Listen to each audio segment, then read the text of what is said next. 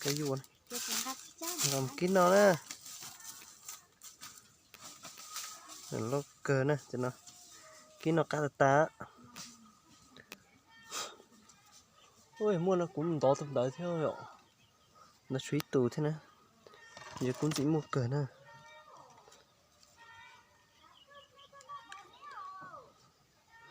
nó cờ nè, cái gì này à, đây nè, tê trà xem nè, trong cờ nè, nhớ dòng sợ là cái gì sợ là xua tù nè, nó cú yo lọt ở ilo video rồi, rồi ilo mọi vị cái vua là phải sai ạ, sẽ cũng cái vua là nó vua này, để mất thọ cái vua là phải sai thôi, nó cũng nhớ nó vua làm tao thì mà chọn của mua đây,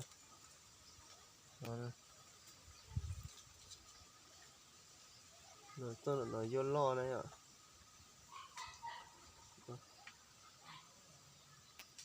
cái non to hay nè, cái tên nào này, non này,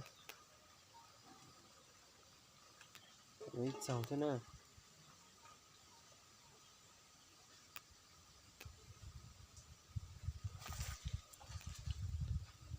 tôi lấy chó này ạ.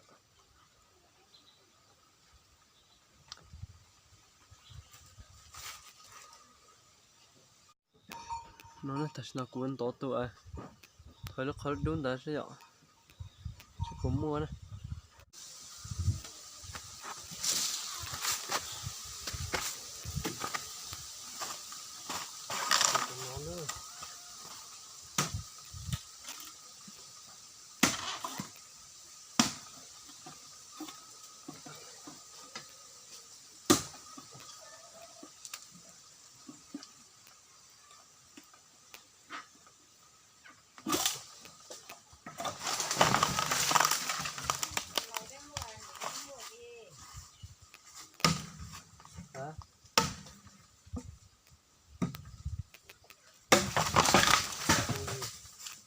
Hậu luôn,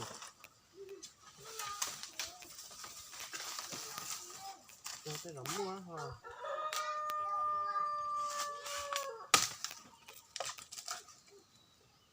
cố mua tiền á, mua tiền á, nó mua tiền tụi nó mua tiền á, nhớ kéo giờ sẵn nó rồi trả thế này.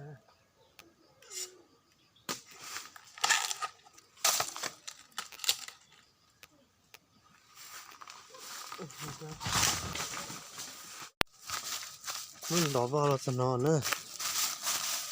cái bỏ ta thì trên nó mua này à, nó này, nó một đón tàu thì nó mua xuống đây.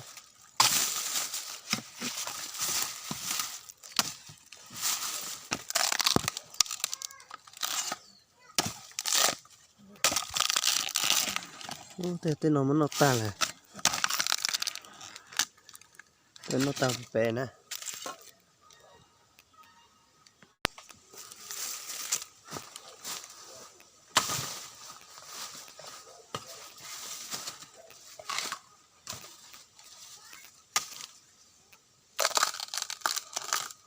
một tí tà này à, nó dòng nó cái khá nó đi to nè.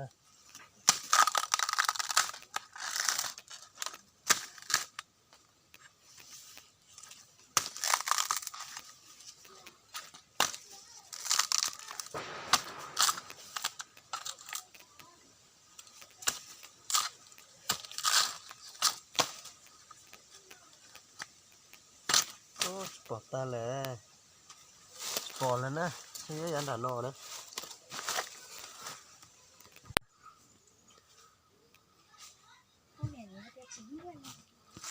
Đúng rồi. Cái vua này. Mấy tra thế ạ? Hay hả? Kiện róm bao lấy có kiện ráo nè, cũng cho cái vua là cát trà nè.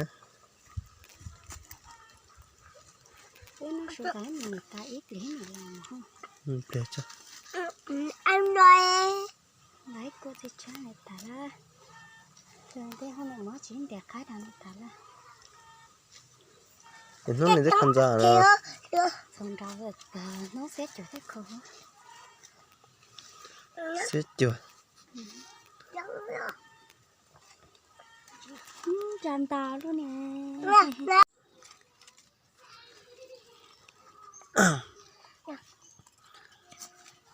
đi cho tao hỏi nó cái cái gì nè cái này tao chi là cái là gì đọc cờ nữa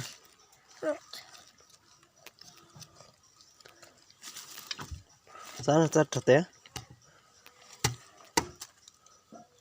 từ nó tôi chẳng nó nữa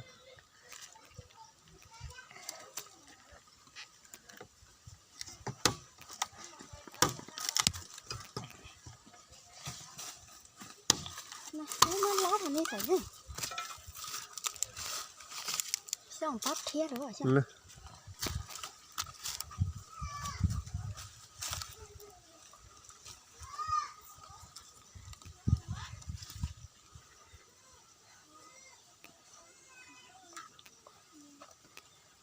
cái dưa nó toàn tàu cờ nữa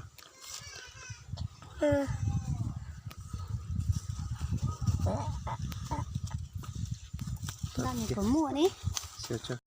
nó này cụ tay cá dưa nữa nha cụ cho nó sập tí cá dưa thì tao không lo nữa lấy xe cá dưa nó nè cá dưa chỉ một cái cá nào nó cái tùy nó sẽ chỉ mà nó mới kín kia nó cá kia nó vào nữa chỉ mà để chỉ cá là cá dưa kia nữa nên chỉ tao nó cá dưa mà thôi cho cái bé xì nữa cho nó xí nó nè cụ cho cá dưa nó nè